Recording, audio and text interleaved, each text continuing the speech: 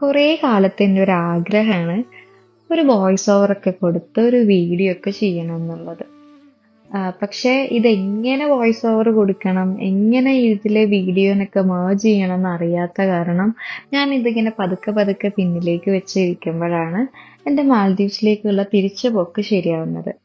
അപ്പോൾ തൊട്ട് എനിക്ക് ഇങ്ങനെ തോന്നി തുടങ്ങിയിരുന്നു എന്നാൽ മാൽദീവ്സിന്റെ കുറച്ച് വിശേഷങ്ങളൊക്കെ ആയിട്ട് ഒരു കുഞ്ഞു വ്ളോഗൊക്കെ സ്റ്റാർട്ട് ചെയ്യാമെന്ന്.